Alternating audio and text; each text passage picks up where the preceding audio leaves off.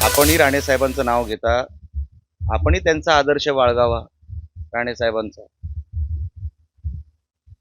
आम्ही त्यांच्याच आदर्शावर चालणारी लोक आहोत.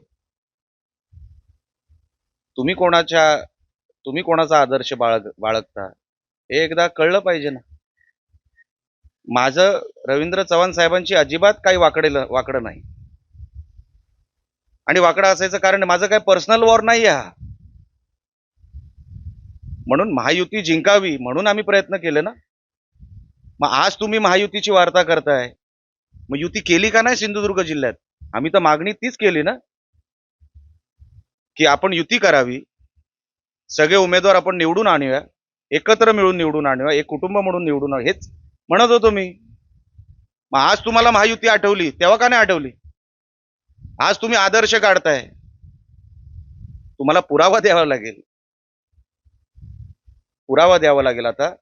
म्हणून साहेब, मी पण तुमच्याबद्दल खूप बोलू शकतो, आणि मी काय काय बोलू शकतो हे काय मला वेगळं सांगायची काही गरज नाही. माझ्या लफड्यात पडू नका. मी तुमचा आदर करतो, पुढेही आदर करीन. मी राणे साहेबांच्या पायाला हात लावून ह्या निवडणुकीत उतरलेलो आहे.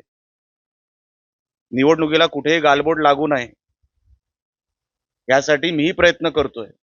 पण तुम्ही रोज माझ्या हातात पुरावे द्याल, म्हणजे लागतील माझ्या हातात पुरावे, तर जनतेसाठी मला उतरावं लागेल. हे मी माझ्यासाठी करतच नाहीये. तुम्ही माझ्यावर टीका करा, काही हरकत नाही, तुम्ही मोठी लोक आहात. पण टीका करत असताना आपण स्वतः काय करतो, आपण कुठला आदर्श पाळतो, ह्याच्यावर पण त्यांनी आत्मचिंतन केलं पाहिजे, असं माझं म्हणणं आहे.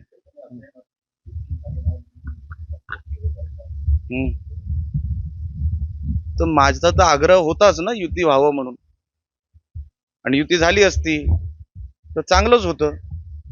पण चुकीचं होतंय, त्याला तुम्ही एक वेगळं वळण द्यायचा जो प्रयत्न करताय तो कुठेतरी चुकतोय. आपण मैदानामध्ये इक्वल प्लॅटफॉर्मवर लढूया ना. आपण पारदर्शक असलं पाहिजे, समान सगळ्यांना व्यवस्थेमध्ये काम करायची संधी मिळाली पाहिजे. आमचं तेच म्हणणं आहे. तुम्ही जर हे असं निवडणूक लढवणार असाल तर आम्ही ते होऊ देणार नाही. हा काय बाजार नाही, इथे काय लोक आम्हाला विकत घ्या असं सांगत नाही. तुम्ही बिघडवताय परिस्थिती, लोकांना बिघडवताय.